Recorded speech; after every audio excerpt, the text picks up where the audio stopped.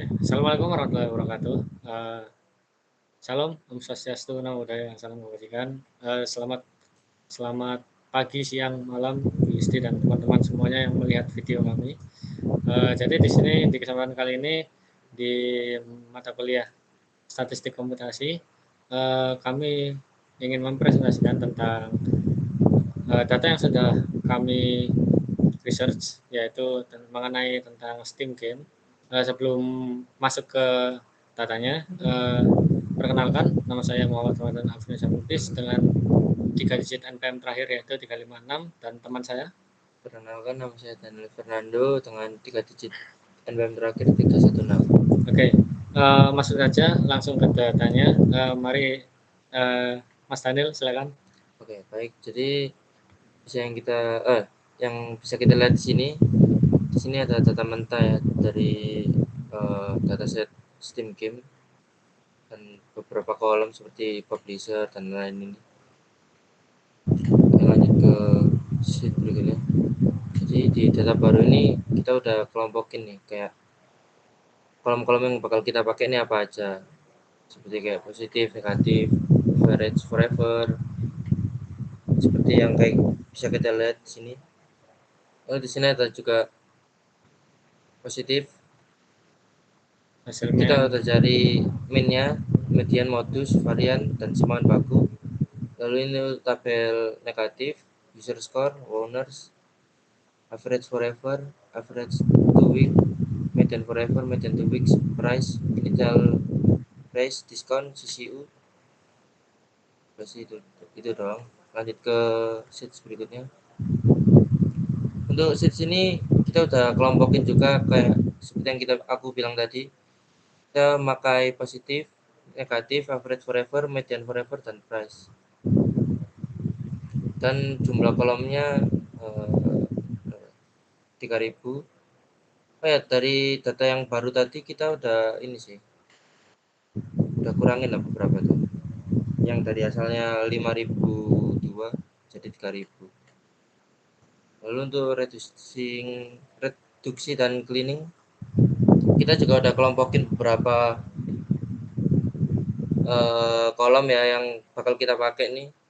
Jadi kayak angka-angka yang kayak abnormal, seperti kan rata-rata kan kita menggunakan angka yang kayak ribuan bahkan ratusan rupiah, ratusan ya. ratusan inilah. Apa kalau lebih jelasnya lagi, kita mencari dari batas bawah dan juga batas atasnya Ya di sini. benar. Nah, rumusnya itu dari kita mencari dulu Q1, Q3 dan juga IGR-nya. Nah, kalau sudah ketemu batas bawah dan juga batas atasnya, nah itu akan dimasukkan ke sini, Kolom mencari positif. outlier-nya itu seperti apa. Nah, jika jika apa Tidak memenuhi kriteria. dari datanya itu melebihi dari batas atas ataupun kurang dari batas bawah, nah itu akan berwarna merah. Sebaliknya, kalau misal dari data itu berada di tengah-tengah dari batas bawah dan juga batas atas, maka akan berwarna hijau. Kurang lebih begitu. Dan itu berlaku untuk kolom positif, negatif, average, dan median forever. Nah, iya. Ya, Nah, oke, lanjut ke sheets data selesai. Nah, kita udah kelompokin nih beberapa angka-angka yang bakal kita pakai nih. Dan itu jumlahnya seret. Nah, 2526. Nah, jelasin, Win. nah ini enggak urut ya, seperti yang bisa dilihat di atas. Sebentar. Nah, nah ini kan 1, 4, 5, 7, 18. Nah, data yang asli itu ada di sini ya. Mohon maaf, bukan, salah. Di pengolahan data. Nah, data yang asli itu ada di sini, 1581.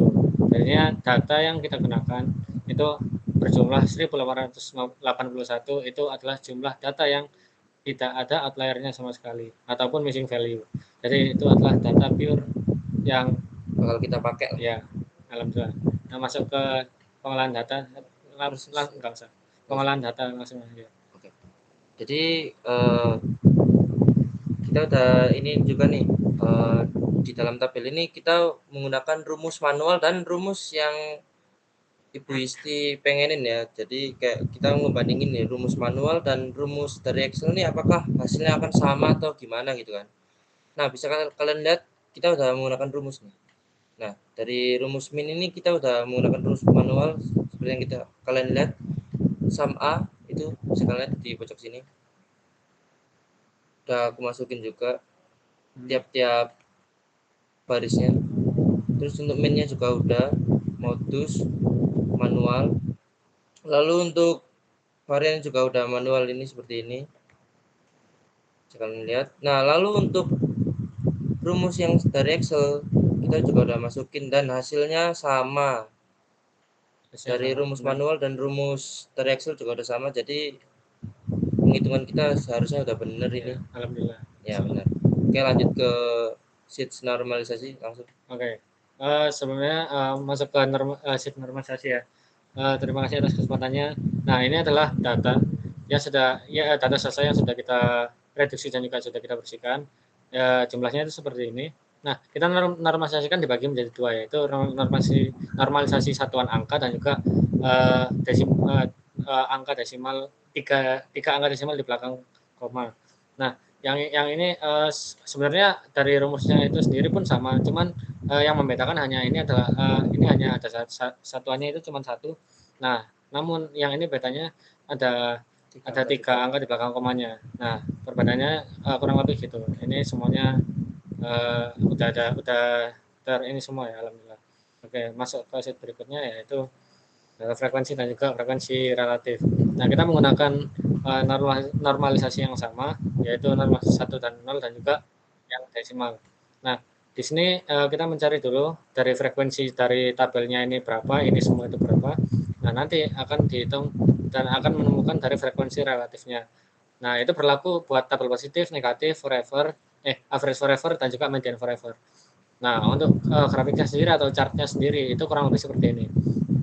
Nah, ini untuk yang positif, ini untuk yang negatif, ini yang average forever, ini untuk yang median forever. Kurang lebih perbedaannya itu cukup signifikan ya, dari yang dapat dilihat. Jadi kayak ya timbangan lah dari dua data tersebut. Oke, lanjut untuk yang desimal. Nah, perbedaan dari kedua normalisasi ini adalah frekuensinya. Di sini kita menggunakan dua saja.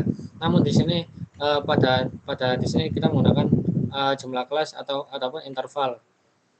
Nah, itu akan berpengaruh untuk frekuensi dan juga frekuensi relatifnya. Nah, di sini kan terdapat batas bawah dan juga batas atas. Nah, itu dikarenakan kita memiliki jumlah kelas yaitu 4. Nah, dari intervalnya sendiri 0,25. Nah, batas bawahnya kita mulai dari 0. Nah, akan bertambah terus sesuai jumlah kelas yang sudah kita tentukan. Ada rumusnya di sini. Ini ya. Nah, dari batas bawahnya yaitu 0,00 hingga 0,0750 ini untuk batas bawahnya. Untuk batas atasnya dimulai dari 0,250 sampai 1. Nah, frekuensi dari tabel positifnya itu kurang lebih seperti ini untuk frekuensinya, dan ini juga frekuensi relatifnya kurang lebih seperti ini. Nah, itu berlaku juga buat tabel negatif, average forever, dan juga median forever. Nah, untuk grafiknya sendiri seperti ini. Ini untuk yang positif, ini untuk yang negatif, ini average forever, dan yang ini median forever. Oke, lanjut ke sheet selanjutnya. Nah, ini kita mencari kumulatif dan juga relatifnya. Kita sekali lagi kita menggunakan normalisasi yang sama, 1 dan 0, dan juga 3 angka di belakang koma.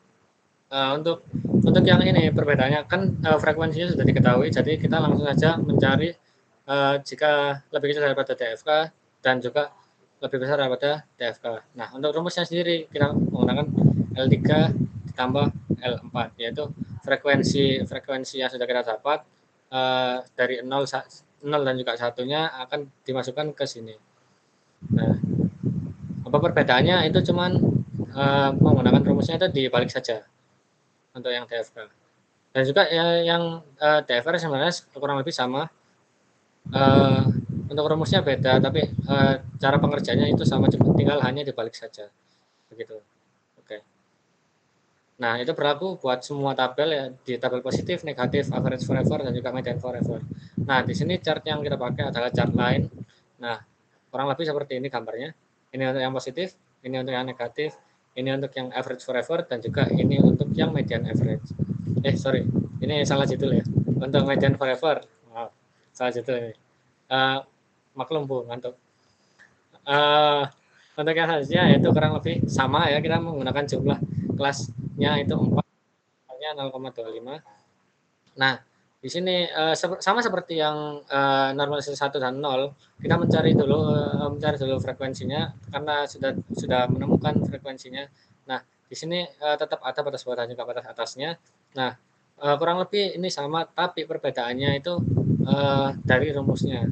Rumusnya di sini kalau misal yang relatif, dari rumusnya sendiri itu kita AC nanti dikurangi ini. Nah, ini mohon maaf, AD3.